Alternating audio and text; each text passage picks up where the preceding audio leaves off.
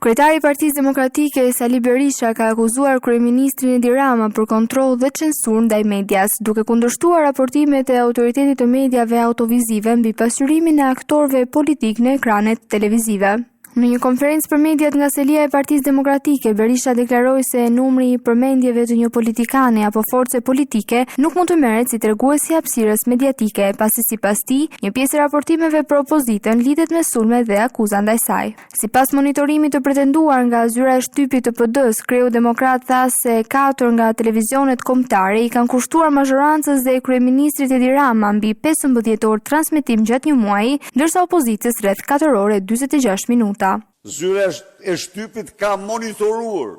4 televizionet kombëtare, të cilët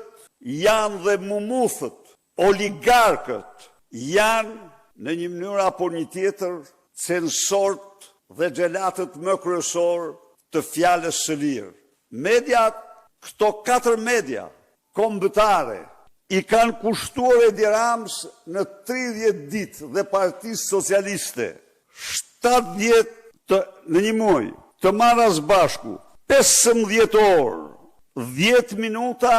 dhe 59 sekonda. 15 orë, kundrejt vetëm 4 orëve, 46 minutave, 43 sekondave apo 23.9% opozitës. Edhe lajmet që japin non-stop për protestën 71 ditore, mediat ja llogaritë si kohë Partisë Demokratike, në të cilat për Partitë Demokratike nga këto media është dhënë 1 minutë e 30 sekonda,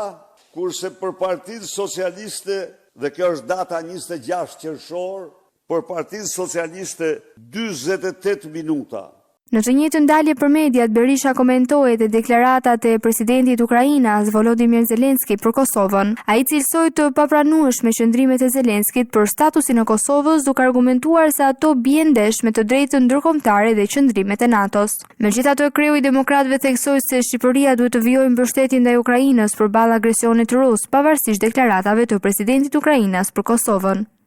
Ne shprehim keqardhje për deklaratën e presidentit Zelenski në Beograd për pavarësinë e Kosovës, të cilin ai u shpreh se është e njanshme. Kjo deklaratë e presidentit Zelenski vjen në kundërshtim të hapur me vendimet e Aleancës Atlantikut Veriut, me planin e Ahtisarit të ngarkuar nga Organizata e Kombeve të Bashkuara, vjen në kundërshtim të hapur me vendimet e vendeve kryesore antare të Aleancës Atlantikut Veriut, vjen në kundërshtim të hapur me ligjin, me të drejtën dhe ligjin ndërkombëtar, të interpretuara ato me kërkesë të Beogradit nga Gjykata Ndërkombëtare e Organizatës Kombeve të Bashkuara,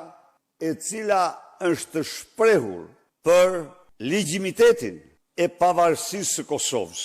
Në Shqipëri dhe në Kosovë, ata janë solidarizuar plotësisht me luftën heroike të popullit ukrainës në udhëheqjen e presidentit Zelenski kundër agresionit barbar rus.